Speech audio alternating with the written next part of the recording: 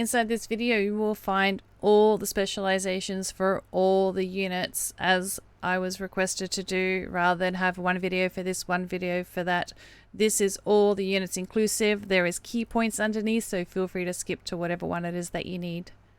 Don't forget to like and subscribe. Hello guys, I very often get asked what specialization to do for units, so we're going to be looking at the tank today. Each specialization happens at level 20, that is when you get to choose what you want. Our first one for tank is a Breacher tank, a specialized armor unit that deals an extra 20% damage to other armored units. I do not recommend this specialization because 20% of damage on a tank that does a fuck all damage is still fuck all damage, so I do not recommend a Breacher tank. The other option was a heavy tank, a specialized armored unit with 20% more defense but 10% less damage. Tanks already do fuck all damage, so what is losing another 10%?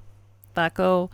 So that is my recommendation, a heavy tank, because it's going to stand there and resist the ranged for longer with the extra armored. So for longevity, I feel like that heavy tank is your best option. The last option is a Martyr tank. A Martyr tank is a specialized armored unit that heals nearby allies 30 health on death. Now a Martyr tank doesn't have the extra defense that the heavy tank does, obviously, so it's going to die quicker, and doing 30 hit points on death isn't really that much. You're much better going for the heavy tank. The best place to use a tank in a battle is on the front line, I believe, with other units behind it, because they need to tank. Hey guys, Vampire is our next unit for specialization, which happens at level 20. At level 20 you will get a choice of the following three options. A Bloodlust Vampire, which is a flying armored unit that lands when it attacks. Each unit defeated heals the vampire for 15% of its health. Each kill grants a 30% move and attack speed bonus for 5 seconds. Nice. A Grand Vampire, a flying armored unit that lands when it attacks. Each unit defeated heals the vampire for 15% of its HP. Each kill boosts nearby allied vampire damage by 50% for 5 seconds. Now for that to work, you do need to be in a group of other vampires, or you're not going to get the boost because there's no one to boost.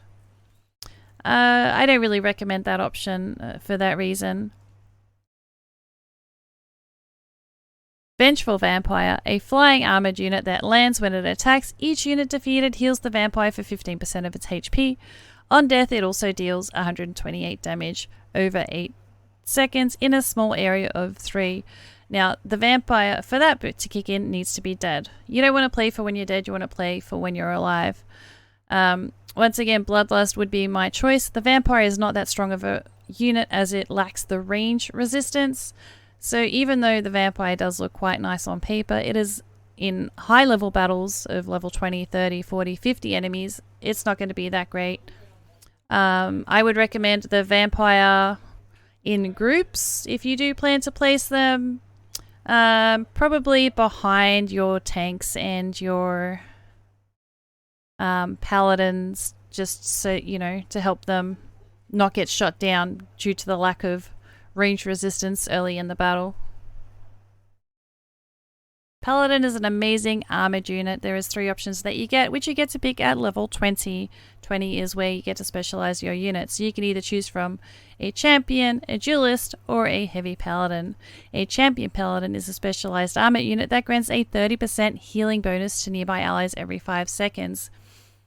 It's only going to grant you that healing bonus though if there is a healer near it to give it healing. So that makes it a little bit less viable as an option. A duelist paladin is a specialized armored unit that deals an extra 25% damage, but once again, armored units don't do a ton of damage, so having extra damage on an armored unit isn't the best option. A heavy paladin is a specialized armored unit with 20% more defense, but 10% less damage.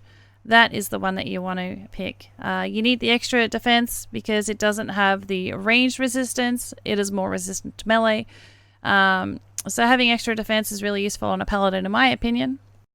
For all those reasons that I mentioned, heavy paladin to me is the recommended choice and only choice to pick for a paladin.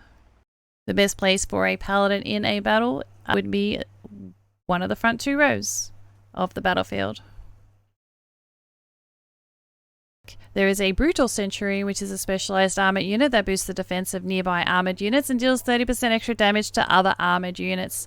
It resists 70% of ranged damage. Now, 30% of a Centurion's damage against another armored unit is still fuck all damage because it has a fuck all damage to start off with. So I do not recommend Centurion that is brutal. A heavy Centurion, which is actually my Centurion of choice, is a specialist armored unit that boosts in defense of nearby armored units and has 10% defense against all rolls, not just range rolls, and resists 70% of range damage. This is definitely the better choice out of the 3. There is also a Master Centurion, a specialized armored unit that boosts the defense of nearby armored units by a wider range of 3, resisting 70% of range damage. Now, a Master Centurion can help give you more assist because Centurions obviously have that lovely aura, but my recommendation is still Heavy Centurion.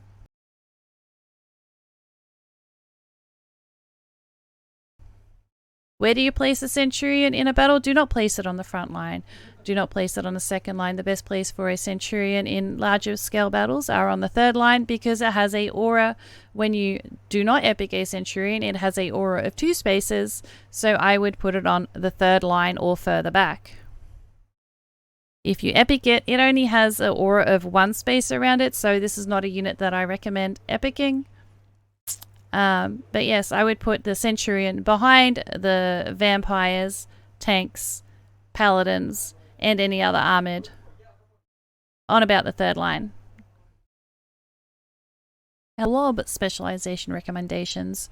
There are 3 different types, as always, and at level 20 is when you get to specialize these units. The first one is a biohazard blob, a big friendly armored monster that splits into smaller bits after receiving damage. Biohazard blobs infect their enemy with a terrible poison that may kill them and spawn another blob. Always nice to have more blobs. A goopy blob is a big friendly armored monster that splits into smaller bits after receiving damage. A goopy blob cover their targets in goo, hampering their movement and attack speed, so they're going to move slower and have slower attack speeds. A symbiotic blob is a big friendly armored monster that splits into smaller bits after receiving damage. A symbiotic blob transfers their alchemicals to nearby allied when they or their split parts die, granting healing and permanent damage buffs. My recommendations out of these units are a biohazard blob because it's always nice to have extra blobs spawn. The best place to place a blob in a battle would be on the front line. An Orc Slayer is a legendary armor unit that deals extra damage to orcs. It has 80% defense bonus versus ranged. Your options are a champion Orc Slayer, a legendary armor unit with AoE attacks, that is area of effect attacks, that deal 2 times damage to orcs and increases nearby ally orc defense by 25% every 5 seconds. That would require a lot of legendaries next to each other to work really well, and it's only extra useful when there is orcs on the battlefield. A rampaging Orc Slayer is a legendary armored unit with a wide area of effect, AoE, attack that deals 2 times damage to orcs.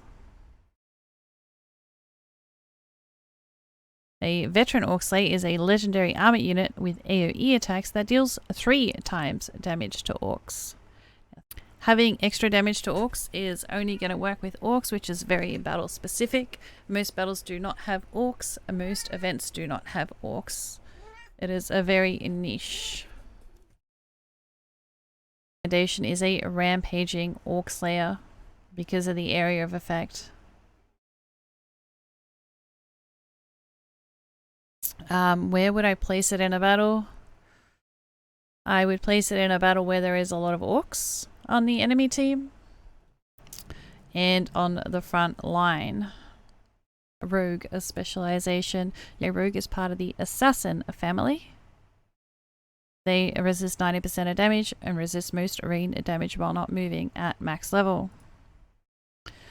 There is an Assassin Rogue, which is a specialized assassin unit that deals 20% extra damage to other melee units. I have found when I had this specialization that it would target melee units as well, and it's not really strong against melee. It has no resistance, so it dies off really, really quickly. There is a Charming Rogue, which looks kind of cute. It is a specialized assassin unit that grants nearby allies a 30% range boost defense every 5 seconds. It is nice to get that defense boost, but if you have a Swiftfoot Rogue next to a Charming Rogue, the Swiftfoot Rogue is going to run off and that boost won't stay with it anyway. I do not recommend Charming Rogue. There is also a Swiftfoot Rogue. A Swiftfoot Rogue is probably the one that I recommend out of all of them. It is a specialized assassin unit that's 15% faster than normal. Now that speed means you can rush out the front. However, in large battles, a rogue is not very useful because there's usually melee, armored, and all that stuff in the way, and the rogue needs to get through that to get to the unit that it actually wants to kill, which is quite difficult to do in larger scale battles, so that the rogues are very squishy and die really quickly, as they only have a ranged assistance and nothing else. As you can see from some of my other content that I've posted, I'm not a big fan of assassin units. I don't think they are that great, so I wouldn't spend too much money on this unit. However, you've come here to learn how to specialize, and my opinion, which is a Swiftfoot Rogue, would be my recommendation. The best place to put a rogue is generally near the front of the battle, but try not to put it near armored or melee. Make sure that you have direct line of sight of that that ranged or support unit that you're going for, or maybe tank solo it and have it come in late. A Buster. A Buster is an assassin role. They have 50% bonus damage versus armored. You have an option of a Focus Buster. A Focus Buster is a specialized unit that runs into enemy troops and explodes, dealing 50% more damage over a smaller range. I don't think a smaller range is that useful because you're not going to do that much damage and you're going to affect less units. Even though you do have quite high damage, you have bugger all health. A Rushing Buster, a specialized high damage unit that runs into enemy troops with 50% extra speed and explodes. That would get you there faster, but you're probably going to die before you get there. A Volatile Buster is a specialized high damage unit that runs into enemy troops and explodes, dealing damage over a wider area. If there is something with area effect, that is generally the better choice. I don't really like busters in my battles because I'm not a big fan of assassins, as you can see by some of my other uploads, how they work in the battles. A lot of the time they get shot down before they do anything, and when you've got enemies that are level 30, 40 and 50, the buster might only just scratch them. Like, yeah, they might do up to 200 damage, but a lot of the enemies have 1,000, 2,000, 3,000 health, so it's just a waste of a unit. Even though I'm not a big fan of this unit, I do still recommend the Volatile Buster because it has area of effect, which means it will damage more units around it. Where would I place a Buster in a battle? God, I wouldn't. Definitely not in front of ranged units. If you could find a melee that is close to the front line, I would probably put it in front of that, but you really need to be careful when placing that. It's not going to get shot down by ranged units that are behind melee or armored. Armored is generally a bit too beefy for these guys, especially at my scale. Maybe in lower scale battles it will work. But be sure before placing a buster, the best thing that I can advise is to check what enemies are on the field. Make sure there's no ranged near you and that you're not putting it near a unit that has way too much health for you to even damage. Did I mention I hate assassins? Don't waste too much money leveling up this unit. Shinobi. It has 69 hit points, 67 damage. It has a teleport range of 11, and it is a assassin role. Extra fast with the speed of 2. Attack is 1. There is a Dark Shinobi, which is a specialized assassin unit that attacks a nearby ranged or support enemy with an area of effect attack. It becomes untargetable when there's no enemies nearby. Which means it'll jump and attack multiple people that are in that area.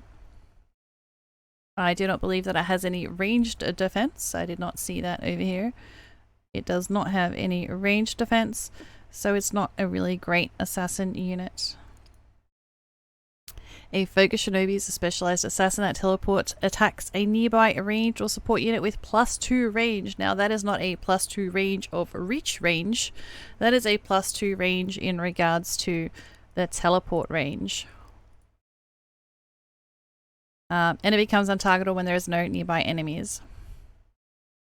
A trickster shinobi is a specialized assassin that teleports, attacks a nearby ranged or support enemy. It becomes untargetable when there is no enemy nearby. It also spawns a decoy that taunts for 3 seconds when 3+ enemies are nearby. It has a 15-second cooldown, so that is not going to distract for very long at all. My recommendations out of these options would be a dark shinobi because of the area effect. However, lacking a range defense and being an assassin, this is a shitty unit that I wouldn't waste too much money in. Where do I recommend sticking it in a battle? I don't, because once again it is an assassin unit and I do not like assassin units. They are very niche and only useful in a handful of areas, but in high level battles they're not going to do that much. However, in low level battles it doesn't really matter where you stick it, because as long as they're away from the enemy they are untargetable and they have that large range. So I guess if you insist on placing it, you could probably place it anywhere. Rogue is a shitty unit, hence the skin. In the assassin family, it has 82 health, 35 damage at level 30, and a range of 7. At max level it has +4 range, which is where the 7 is from. There is an armored flying rogue, which is a specialized flying assassin unit that targets support enemies and takes 30% less range damage. Taking less range damage means that you're more likely to get to your target. A focused flying rogue is a specialized flying assassin unit that targets and deals 50% extra damage to support enemies. You do still only have 85 health. A swift flying rogue is a specialized flying assassin unit that targets support enemies and moves 50% faster. The issue is with moving 50% faster. Yes, you will get to your target much faster. However, in large battles, that means you're going to be out the front with the people one-shotting you. You're not going to get to your target at my scale. The recommendations that I have for flying rogue is controversial. Not everyone agrees. However, I prefer armored flying rogue because you're more likely to actually get to your target because you take less range damage. Where would I place a flying rogue in a battle? It is an assassin. I do not like assassins. I do not recommend going out of your way to place an assassin. Definitely don't put it near the front. I would put it maybe on the back line so it comes in a bit late, and hopefully while your armored is already attacking, so that it is not targeted and shot down by enemy ranged as fast. It does not last very long though. So I wouldn't spend too much money leveling up this unit either. But armored would be my recommendation. Balloon Buster. Balloon Buster has low health, 18, damage 170, attack speed of 1. It is an assassin role. It has a movement speed of 2.5 and deals 100 splash damage. Once again, it is an assassin, and we all know how I feel about those. I'm not a big fan.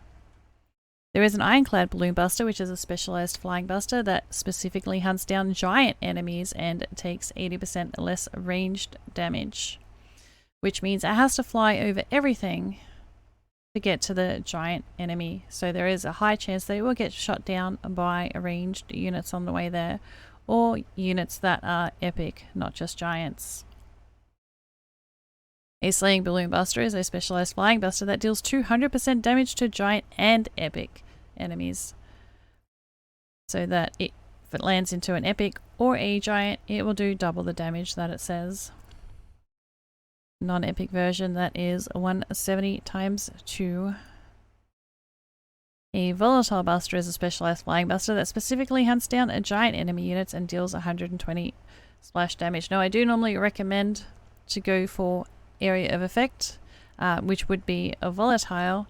However, that only does damage to giant enemies. My recommendation would be Slaying Balloon Buster, because that does damage to Giant and Epic, and you're more likely to actually get to one of those than and have two options than to get to only giant enemies. However, this is a unit that I do not think is very well. It is quite often shot down before it gets to its target. I do not recommend spending too much money leveling this unit. It is a bad unit. Where would I place it on the battlefield? Probably behind other units, so that hopefully your tanks are taking some of the heat away from this guy. Sometimes you need to place a whole bunch in a row for them to actually get to the end, but with the giant and epic enemies at my level 30, 40, 50 enemies, as it is highly unlikely that they will reach their target. I would only place them in people's battle if they specifically request them, as you do not even get a scroll for placement being a legendary unit. Spy. It is officially the worst unit in the game. There is a Master Spy, a specialized fast unit that disrupts enemies by sabotaging their equipment and empowering an extorted enemy. A Poisonous Spy, a specialized fast unit that disrupts enemies by sabotaging their equipment and poisoning them. A Saboteur Spy, a specialized fast unit that quickly disrupts up to 6 enemies by sabotaging their equipment using ranged attacks. These all look pretty good on paper, however they do not portray how well they go in the battle. I have several content about assassins and how bad they are on the channel as well. If you have to pick a specialization, I do say to go Saboteur, because I prefer ranged units.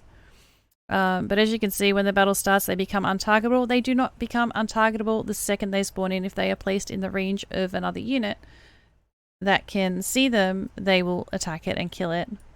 So what is Sabotage? Sabotage, instead of attacking, sabotages. Sabotage units are restrained for 3 seconds, have 350% damage vulnerability, minus 80% attack speed, and minus 80 damage for 60 seconds. Betrayal. After performing 3 successful sabotages, they lose undercover and gain 1 unit of extort. Extort. Instead of attacking, extorts an enemy. Extorted units swap teams. Saboteur, however, gains a 3 range, a ranged attack, and sabotage plus 50% speed. Extort requires 6 sabotages to activate. I have not seen a spy work well in many occasions at all. It is very rare that it actually works and does anything.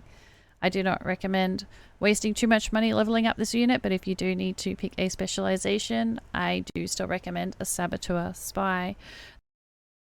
The best place to put a spy in the battle would be away from the enemy. You do not want it to be in the enemy's range at all, because if it is in the enemy's range, once again, it will die very fast. Warrior unit. My warrior is currently level 30. It has 134 hit points, a range of 1, 38 damage, 1 attack speed, and as you can see, the roll is a melee with a speed of 1. It has 100% bonus damage versus Armoured. A Raging Warrior is a specialized melee unit that deals 30% more damage to melee units. That is 30% on top of your 38. There is a Rally Warrior, a specialized melee unit that grants 20% damage boost to nearby allies every 5 seconds. So that can make your melee around you much stronger, and you can also get assists if you have that specialization. A Vengeful Warrior is a specialized melee unit that deals 100% base damage to nearby enemies on death. So when it dies, it is also going to do 38 damage on death. There's nothing useful about it extra while it's alive.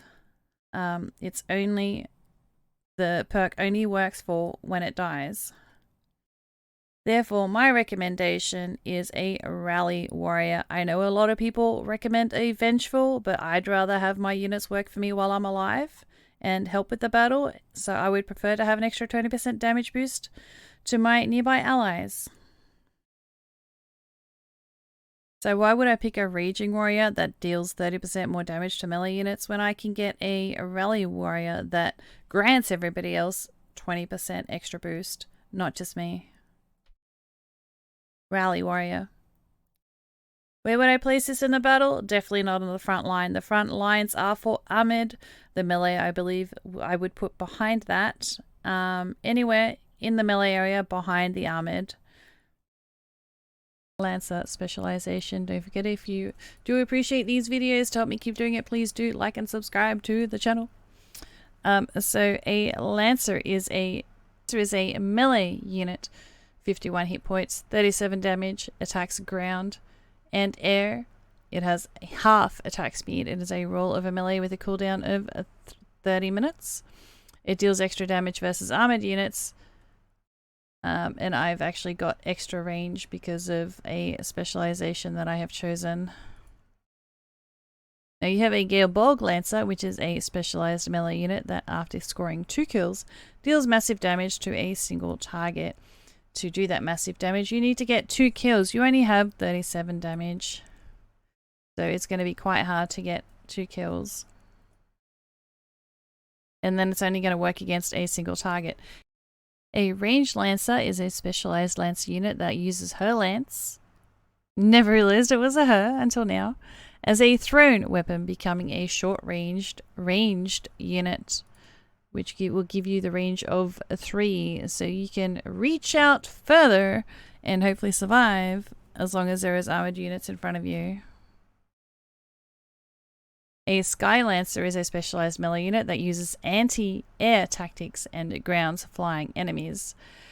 Now, you don't have the extra range on a Sky Lancer, so to ground an enemy, you're going to have to be pretty close to it. The air enemies usually have range, so most likely your Sky Lancer would get shot down before it got to do anything. And if it manages to down a air enemy, a lot of the time they don't have that much health, it would instantly kill it anyway. So out of these 3 options, I recommend a ranged Lancer. I prefer to say stay safe at range. So you can reach from behind the armored units and hopefully still get some kills. Where would I put this in the battlefield? Behind the armor line at the front of the melee line. Take a Barbarian.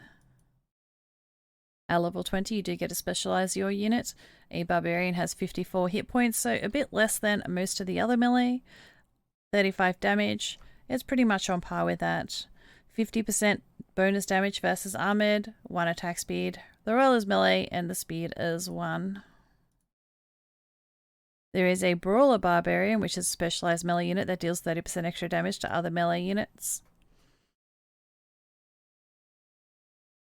A Heroic Barbarian, which is a specialized melee unit that deals area of effect damage and grants nearby allies a 20% damage boost every 5 seconds. Or a Wild Barbarian, which is a specialized melee unit that does area of effect in a wider area of 3. Out of these 3 options, I do recommend the Wild Barbarian because it's always nicer to be able to hit in a much bigger area. I think the normal area is only +2, so it only really adds an extra area, but that's an extra row of enemies that you're going to be attacking. It is nice to have an extra boost for area of effect and damage, but that is only every 5 seconds, and you're going to lose out on the extra range here. Where would I put it in the battle? Possibly behind other melee units like the Warrior, due to the fact that the health is slightly lower than the other melees, and it will hopefully survive a little bit longer just at that little bit further back. Berserker. Now, as you can see, the hit points are 146, nice high health, 1 range, 40 damage. Boosts allied melee unit damage by 50%. So there is an aura around this, guys, that is going to boost other melee damage by 50%. It has attack speed of 1. It is a roll of melee and a speed of 1, cooldown of 60 minutes. A Champion Berserker is a wild fighter that boosts nearby melee unit attack power and deals 30% extra damage to melee units. So if it's fighting another melee unit, it's going to make it do more damage. Rampaging Berserker, a wild fighter that boosts nearby melee attack power and deals 10% extra damage to armored units. Melee quite often do come up against the armored units, so it could be viable. A Warpath Berserker is a wild fighter that boosts nearby melee units' attack power by a wider range, meaning you're going to get more assists. Out of these options, I recommend the Warpath Berserker. You will get lots of assists, which is always nice, and you're going to buff more units. The Champion, it is nice that it does more damage against melee, but they're very susceptible to range damage. They take extra range damage. So even though it's better against melee units, it's probably still going to die pretty quick because of the enemy's range. So I still recommend Warpath Berserker. Where would I place this in the battle? I would place the Berserker behind your final melee line. The reason for that is because it has a aura which is going to buff all those people around it, and if you stick it near the front, there is wasted landscape at the front that is not going to get a buff. If you have your warrior and your other melee in the front line, like your Warbeast, and the Berserker was next to it, there's nothing in front of that's going to get buffed. So I would put the Berserker behind things like your warrior, your Barbarian, your Warbeast. That way it has a nice buff that covers everyone and gives you assists. A Gladiator specialization at level 20. A level 30 Gladiator has 117 hit points, 30 damage, 1 range. It is a ground unit, so it only attacks ground types, unless it's epic, of course. Attack speed of 1, the roll is melee, a speed of 1, and a 60-minute cooldown. It gains 25% damage and attacks speed per nearby enemy, and it stacks 5 times is the milestone. There is a Bloodthirst Gladiator, a specialized melee fighter that heals 20 health on kill and gains bonus damage and attack speed for every nearby enemy. It becomes invincible and gains area of effect attacks for 2 seconds when its health goes below, which means that every time it gets a kill, it is going to be healing itself, so it's going to live a lot longer.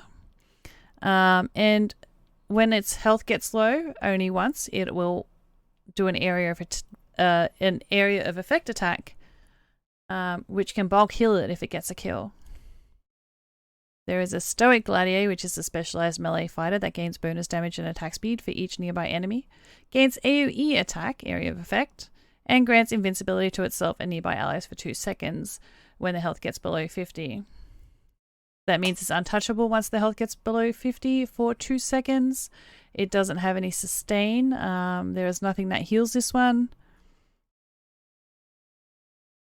A Tempered Gladiator is a specialized melee fighter that gains bonus damage, attack speed, and 10% bonus defense for each nearby enemy. It becomes invisible and gains AoE attacks for 2 seconds when the health goes below 50%. So all 3 options give this at the end.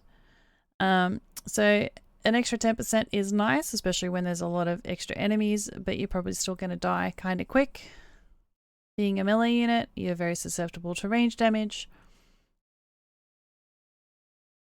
Therefore, I recommend a Bloodthirst Gladiator. It is my favorite unit in the game at the moment, especially when you do low level and in dungeons and you control the scaling. Bloodthirst Gladiator can keep itself alive for so long. Where would I place this in a battle? At the front of the melee lines, behind the armored unit. A Warbeast has 219 health, 1.1 range, 59 damage. It only attacks ground. It has 100% bonus damage versus armored, 1.67 attack speed. It is a melee roll with a speed of 1 and a cooldown of 140 minutes. It is a legendary unit, so you do not get scrolls for placement. 100% bonus damage versus armored. 1.1 range means you can reach people that just can't reach you if they only have 1 range. A Terrifying Warbeast is a legendary melee unit that reduces nearby enemy attack power by 70% and deals 2 times damage to monsters. 70% of a reduction is quite a lot. But at my scale of battles, it's not enough. A Ravenous Warbeast, a legendary melee unit that reduces nearby enemy attack power by 40% and deals 3 times damage to monsters. That looks awfully nice. It's going to do 3 times the damage of 56 damage. A Shredding Warbeast is a legendary melee unit that reduces nearby enemy attack power by 40% and deals 2 times damage to armored and monster units. My recommendation out of these is a Shredding Warbeast, a legendary melee unit that reduces enemy attack power by 40% and deals 2 times damage to armored and monster units, because it does armored and monster units.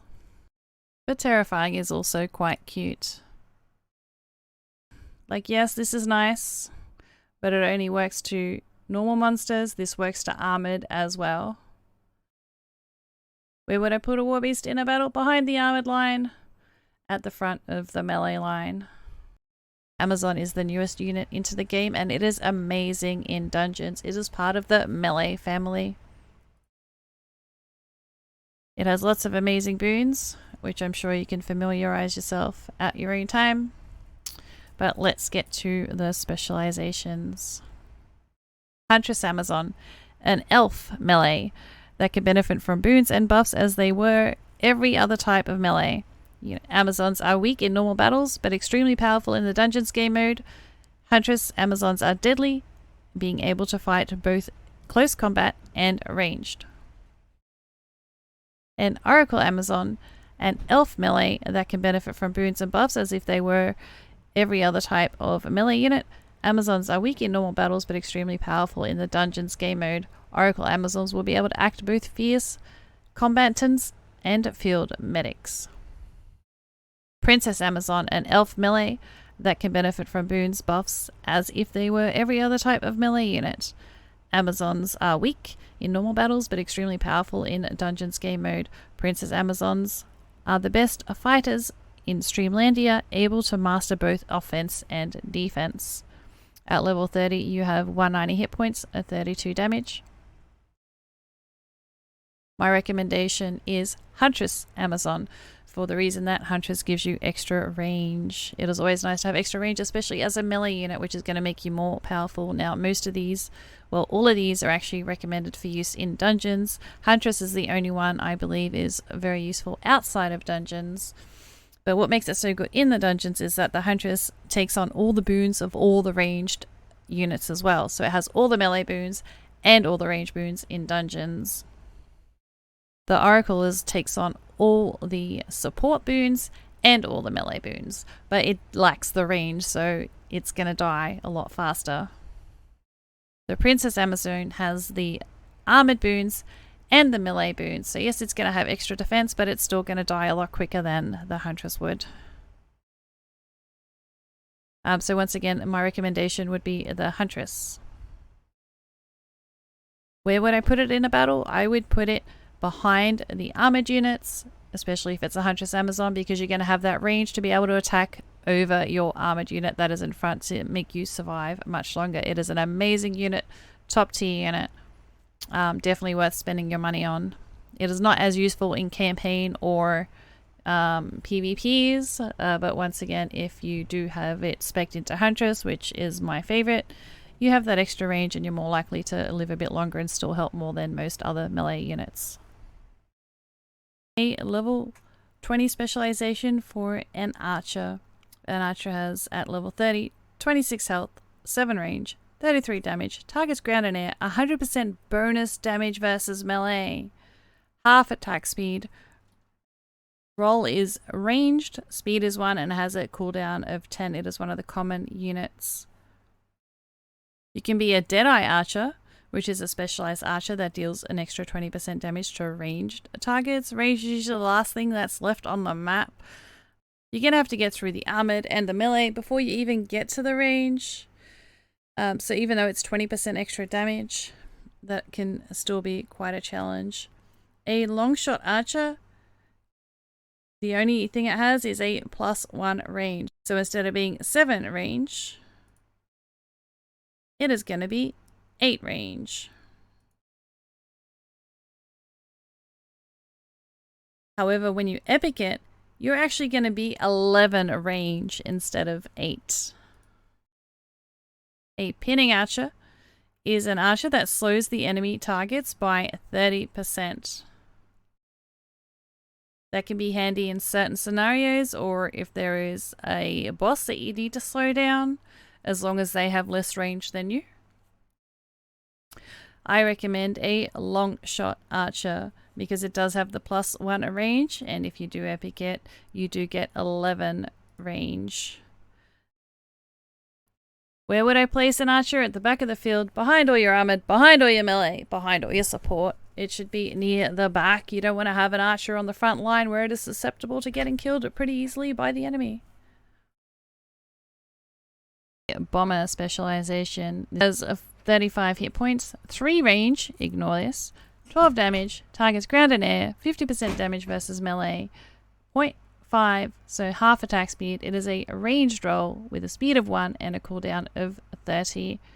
It has AoE explosives. There is a Farsight Bomber, which is a specialized unit that tosses area of effect explosives over a longer range. That is where the 4 came from. So you can throw it further, you're less likely to die. A Flak Bomber is a specialized unit that tosses grenades and deals 30% extra damage to other ranged units. Now, ranged on range, this is a shorter range than an archer, shorter range than an artillery, shorter range. So you don't really want to go for flak because you're going to end up dead if it's ranged on range. You don't have the range. A Volatile Bomber is a specialized ranged unit that tosses grenades and on death explodes for 40 damage in a small area of 2. Usually this would get killed by a ranged unit, so having a damage area of 2 isn't really going to be that much around it at all. You might not even reach the enemy. My recommendation for a bomber specialty is a Farsight Bomber because it gives you the +1 range, so you're going to live a little bit longer. Where would I put this in the battle? I would put this in front of your archers, behind your armoured, behind your melee, and behind the support line. Musketeer. At level 30, your Musketeer has 35 hit points, 7 range, 35 damage, targets ground and air, has an attack speed of 0.4, a roll of range, a speed of 1, a cooldown of 60, and it boosts allied ranged units damage by 50%. A Duelist Musketeer is a specialized fighter that boosts the attack power of nearby ranged allies and deals an extra 30% damage to other ranged units. Prioritizes targeting nearby ranged enemies. So that is an extra 30% on 35 damage. That would mean that you have to be in a fight with just ranged units. Usually there is a line of armoured and a line of melee to get through first. A Sniping Musketeer. Let me just flick on over to my Sniping Musketeer. As you can see, has a range of 8. A specialized fighter with extra range 8 that boosts the attack power of nearby ranged allies. Prioritizes targeting nearby ranged enemies. When you epic this, however, you do actually get a +1 ranged, and in PvP you actually get 9 or 10 if it's a captain unit.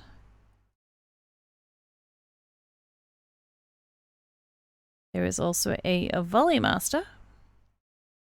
A ranged fighter that boosts the attack power of nearby allies in a wide area, prioritizing targets nearby ranged enemies. That is going to get you more assists because you're going to buff all the ranged that are around you. This is not a unit that I recommend epicking though, as the buff around you only works for a range of 1 if you are epic, but it works as a range of 2 if you are not epic. My recommendation, this is a rough one. I like both the Sniping and the Volley Master. I don't mind the +1 range, even though it's only +1. But if you're after assists, it might be worth going the Volley Master. But sometimes the extra range is the make or break, so I'm really struggling to pick a favorite between these ones. Probably leaning more towards Sniping. Where would I place these guys in a battle? I would place them in between the other ranged units. Preferably probably next to an artillery or a bomber so that they get the extra damage from its buff of 50%. Mage. As you can see, a mage has a range of 6. It is a ranged roll. 54 hit points at level 30. Damage is 53, targets ground and air. Fire deals 6 damage points for 5 seconds. Has a cooldown of 240 minutes because it is a legendary. You also do not get scrolls for placing it. A speed of 1 and an attack speed of 0.33. So it has about a third speed for attacking. You can get an Ember Mage, which is a legendary ranged unit that ignites fire and deals 2 times damage against shadow enemies. Has specialized fires that burn 2 times as long. Now, shadow enemies are very niche enemies that you hardly ever see on the battlefield. Sometimes the Stream Raider will have an event which does have shadow enemies in it, but most of the time the enemies do not. So I would ignore the shadow enemy spec and just look at the fact that the fire burns 2 times as long. The Longshot Mage is a legendary ranged unit that ignites fire and deals 2 times damage against shadow enemies, specialized with +2 range. That is actually what I spec this one, which is why it says 8, not 6, as I mentioned earlier. A Purifier Mage is a legendary ranged unit that ignites fire and specializes to deal 3 times damage against shadow enemies. Shadow enemies are hardly ever seen in the battles. So that makes this kind of obsolete in my opinion. My recommendation would be a Longshot Mage because of the extra 2 range. Giving it 8, that is more than an archer has, so it lasts a lot longer in the battle. Where would I place it? I would place it with the other ranged units behind your armored, behind your melee, near the back, where things like your archers, artilleries, and musketeers are. Artillery. At level 20, you can specialize a unit, and we're going to be looking at artillery today. Don't forget to like and subscribe to the videos to help me keep doing what I do. Hit points, 38. Range, 13. This is a massive range. This is the biggest range for any unit that we currently have access to for Stream Raiders. Damage, 42. Targets ground and air. The milestone ability is it attacks, deal 50 bonus splash damage. This is a level 30. Attack speed is 0.15, which is a very, very, very slow. A roll is ranged. Movement speed is 0.85, and the cooldown is 240. You do not get a scroll for placing this unit down in the battles because it is a legendary unit. A Rapid Artillery is a long-ranged unit that fires explosive shells at a faster rate and deals 2 times damage to boss and epic units. Now don't be fooled, that extra fire rate is only 0.2, so you're only getting a 0.05 extra speed. A Shrapnel Artillery is a long-range unit that fires explosive shells which cause the enemy to take 30 bleed damage over 6 seconds and deals 2 times damage to epic and boss units. So even if you've only hit it once, for the next 6 seconds it is going to take 30 extra damage over that time. A Sludge Artillery is a long-range unit that fires explosive shells which slows the enemy movement by 25% for 6 seconds and deals 2 times damage to epic and boss units. So they all deal extra damage to epic and boss units. The Sludge, however, slows the enemy down by 25%. My recommendations out of these 3 would be a Shrapnel Artillery because of the bleed damage over time. Where would I place the artillery in a battle? At the very back of the battle. You want to be protected by the armored and everything else. The safest place is at the back. At level 30, your flag bearer has 40 health, a range of 3, 5 attack, targets ground and air, boosts ally damage by 100%, half attack speed. It is a support role with a speed of 1 and a cooldown of 10 minutes. You can do a Cursed Flag Bearer, which is a specialized support unit that boosts nearby ally attack power and deals 20 damage to nearby enemies of death. This can be useful to keep your dungeon scales low by asking for excess flag bearers, and if the dungeon's not going too well, that exploding on death can still help you win sometimes. They have changed how scaling works, but I've gotten into that on a different video. A Mighty Flag Bearer, a specialized support unit that boosts nearby ally attack power over a wider range. This can be useful in battles where there is not an excess of flag bearers, like a small captain that might only have a couple units on the battlefield. The problem is with larger captains, you do get a lot of flags on the battlefield and it becomes a bit, Useless. A threatening flag bearer is a specialized support unit that boosts nearby ally attack power every 5 seconds, debuffs enemy attack power by 15%. Now that looks good, but the problem is flags are at the back of the field.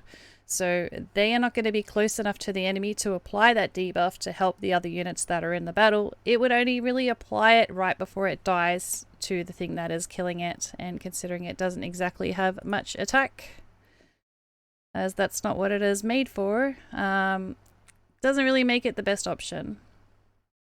My recommendations out of these would be a Cursed Flag Bearer, because at least if that is one of the only things left on the battlefield, it'll do something maybe useful, maybe not.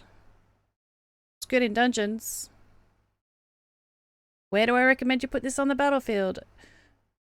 Usually behind your melee line, or randomly in between your ranged. If you put it near the front of the field, it's going to fall back naturally anyway. When you get your healer to level 30, however, you have 40 hit points, 3 range, 32 damage, targets ground and air, heals allies for 32 health, attack speed of 0.2, which is pretty slow. It is a support role, a speed of 1.3, which is faster than most units, and a cooldown of 30. You have 3 options as always. A Grand Healer, a support unit that heals nearby allies in a large 3 radius. So that means it heals in 1 bigger range than one that is not specialized, which is nice if there's not many healers on the battlefield. To have the extra range, once again, that would be useful in a smaller captain as well, rather than someone who might get 10, 20, 30 healers in a battle. It's not a bad choice. It's not a bad choice. It's not the best choice though. An Invigorating Healer is a support unit that heals allies and grants 15% defense boost to nearby allies every 5 seconds. So every 5 seconds, everything in its aura is going to get a 15% defense boost. And I think this is actually the aura that it throws out, so not around itself, but around the unit that it's healing. At least that's my understanding. So that's a pretty damn a good choice to pick. Now the Hex Healer is a specialized healer whose spells also deal 15 hit points damage to enemies. Now when it hits people to heal them around there, they would be dealing 15 hit points damage to the enemies, which is nice, but 15 hit points isn't really that much, and that's not what the healer's designed for, and if it's that far to the front, it's probably not going to last much longer. Therefore, my recommendation would be Invigorating Healer, due to the defense boost. You can't really go wrong with any of the choices, but I definitely think Invigorating Healer would be the better one to choose. Where would I put this in the battlefield? Either behind the Armoured or the melee line. You don't want it right at the front because it's going to get shut down. You don't want it right at the back because all the support always fall to the back and it's not going to be doing its job. So I would make sure that you place it either behind the tanks and melees. A Saint Specialization. I'm really reluctant to do this unit because to me this is the shittiest unit in the game, hence the shit skin. At level 30 it is 51 hit points, a range of 0 damage. Targets only ground units, reduces range damage against non-armored nearby allies by 75%. It has an attack speed of 1. It is a support role and a speed of 1. Now the issue with this unit is that it doesn't stay with the melee. It falls back and ends up behind the ranged. The bubble only lasts for so long, so if the ranged or the other units get too far away from it, it stops working. So I'm really not a big fan of this unit. It can work in certain scenarios, and I'm tossing and turning like anything trying to work out what recommendation is better. A Focused Saint is a specialized support unit that casts an anti-ranged bubble with an extra 10% reduction against ranged attacks. So you already have a reduction of 75 at level 30, so that would make that 85. Let me double check that. Well, it didn't update here, but it's update here. Okay. A Glorious Saint, which is what it was, And I think this is actually what I used to recommend, a specialized support unit that casts an anti-range bubble in a radius of 5 instead of its usual radius in 4, which means the bubble is going to work on a bigger range of people. But once again, the bubble doesn't last the whole game. I don't know what the time on the bubble is, but it'll fall back and it'll just be debuffing the ranged, which would be ranged on ranged. I'm really hating reviewing this unit right now. Your other option is a Martyr Saint, a specialized support unit that casts an anti-ranged bubble and deals 35 damage to nearby enemies on death. Oh my god, you mean this unit can be useful? It can actually do something? But once again, it would be right at the back of the field. This is the last thing to die. This is even behind the flags on the battlefield near the end of the battle. So that 35 damage isn't really going to be that useful for you. I've been back and forth on my recommendation, but I'm really trying to recommend one for you guys. It should be a choice between Focused and Glorious. I actually think Focused is the better option because it does supply an extra 10% reduction. And this is based on battles at my scale because people love giving me excess saints because they know how much I dislike this unit and how trashy and shit it is, which is why I also have a trash can skin, as you can see right here. So taking all that in mind, Focused. Well, please just don't level it. You know, just don't even buy it. Where would I put this on the battlefield? It does not work on armored units, guys. Stop putting it behind armored units. Put it behind your melee line. You should have an armored line, a melee line, and then your support line. That is where you should put your saints. Do not throw them at the back because then they're not going to help the melee, which is weak to ranged attack. Alright, awesome. Thanks, and now I'm going to go scream into a pillow because I can't believe I had to do a video on this guy. Your fairy is a flying support unit that heals allies in a large area. It prioritizes allies with low health. It has, at level 30, hit points 36, a range of 3, damage 40, which means it can actually attack people as well, not just heal. The milestone ability is actually equal to its damage. Targets ground and air, has a 0.2 attack speed, is a support role, has a movement speed of 1.5 and a cooldown of 60. You can pick a Beguiling fairy. I swear they pick these difficult names for me to pronounce on purpose. Beguiling, a fairy, starting with a B, which is a specialized flying support unit that heals allies in a large area. Prioritizes allies with low health. Enemies in the healed area take 10% more damage for 5 seconds. So if this is a few steps behind the armored units, healing the armored units, whatever the armored units or melee units or whatever is in front of it that it is healing, everything around there, it will give 10% more damage. So if it is like a warrior that has 100 damage, it would be doing 110 damage. Not the fairy. The unit it's healing.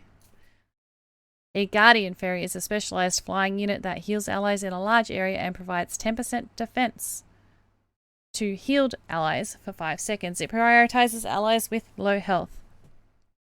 So if it is healing you, you will have an extra 10% defense. A Savior Fairy is a specialized flying support unit that heals allies in a large area. It prioritizes allies with low health, has 20% increased attack and movement speed.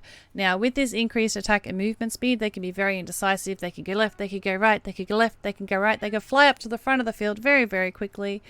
However, the only real time I like my fairies is when I have a Nanobuster boon in dungeons, and you do not want Savior Fairy for that. You want a Guardian, because the Savior will even tank sold. Once the tank sold is gone, it will run off and fly away, and then your busters will die. So it is good, but it just runs around like a headless chook.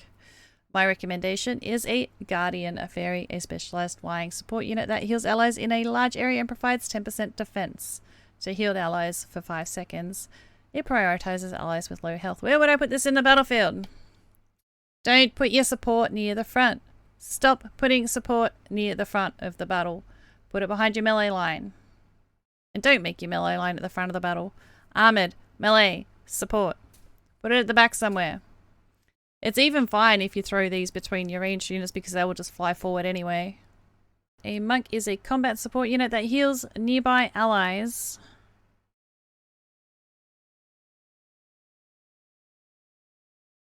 I can't tell you because mine is specialized and this one is a grand, so it says over 3 range. It's normally not over 3 range, it's normally 2.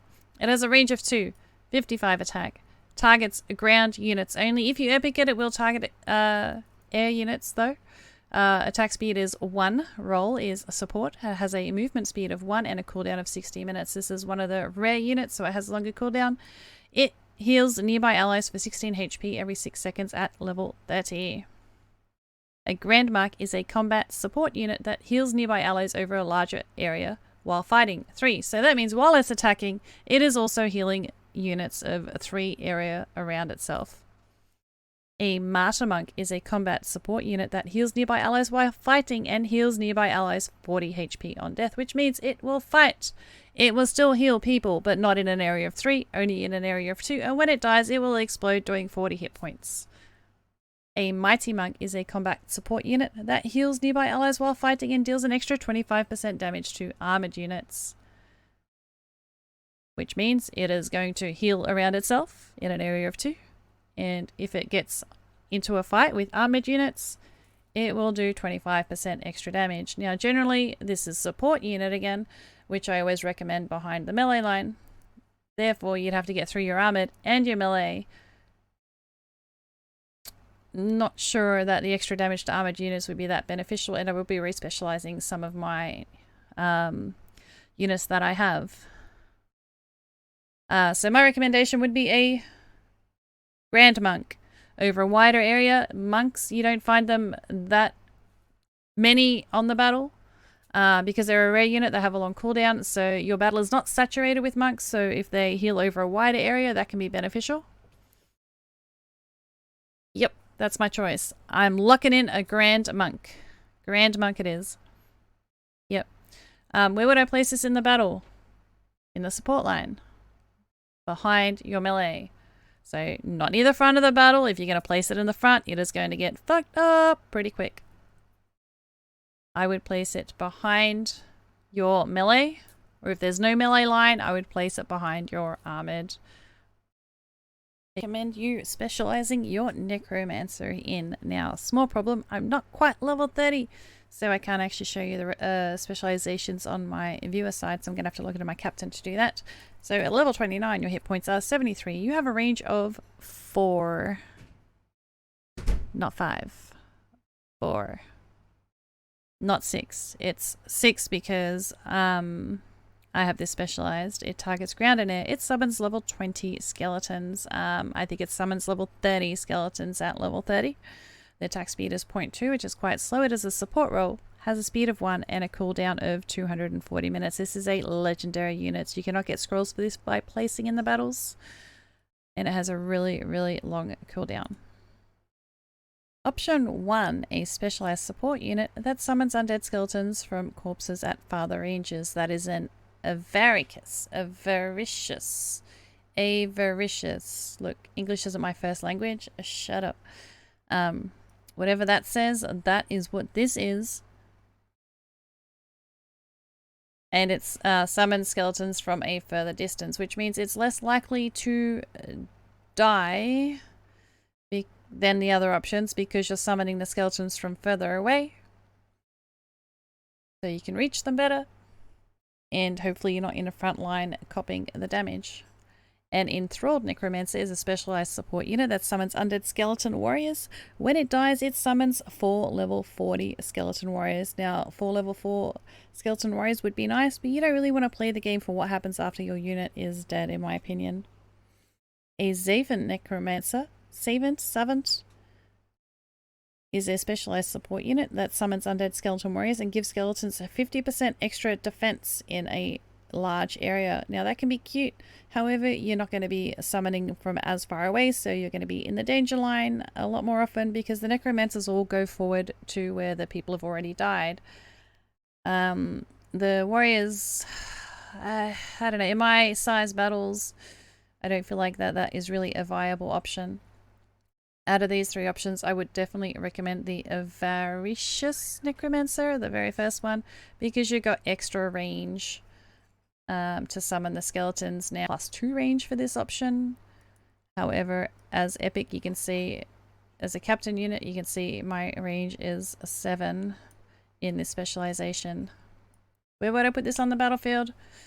I would actually put this at the back of the battlefield. I wouldn't even put it in the support line. Because the closer you are at the front, the more at risk your unit is. The dead units do stay dead for a little bit, so it does have time to work its way through. If you insist on putting it in a support line, I would not put it further forward in the battle than behind the melee. So you'd have your tank, your melee line, then your support line. But yeah, I actually recommend sticking it in between your ranged units somewhere personally. How to specialize a Templar. At level 20, you can specialize your Templar. A Templar is a legendary support unit that boosts all nearby allied damage and deals 2 times damage to the undead. At level 30, your Templar has 162 health, range of 1, 49 damage, targets ground, 85% damage boost to nearby allies, attack speed of 1, roll is support, speed of 1, and cooldown of 240 because it is a legendary unit. A Knight Templar is a legendary support unit that deals 3 times damage to the undead and boosts nearby allied damage. That means it's going to do 3 times damage to undead units only. Undead units are not in a lot of the battles these days. But it will boost the nearby ally damage, just like a flag bearer, except with more health and damage. A Duelist Templar is a support unit that deals 35% extra damage to armoured units, 2 times damage to the undead, and boosts nearby ally damage. Once again, the undead are very rarely in the battles. 35 extra damage to armoured is nice. However, this is a support unit, so it doesn't have any defense. And it's not something that you really want near the front of your battle, so I would not specialize into that, even though I have. I will be fixing that. A Grand Templar is a legendary support unit that deals 2 times damage to the undead. Again, undead aren't in all the battles. So this is kind of a... Not the most amazing unit. It does boost nearby ally damage in a wider range though, which is a range of 4. I don't know what else to say about this unit. Other than my recommendation is a Grand Templar, which is a legendary support unit that deals 2 times damage to the undead and boosts nearby ally damage in a wider range of 4 rather than the normal range. Where would I put this in the battle? Not at the front. Do not put your support at the front. Put it behind your melee line, your armored line, your melee line, and then I would put the Templar, especially if you picked a Grand Templar with the extra aura, it can reach 4 in front of it.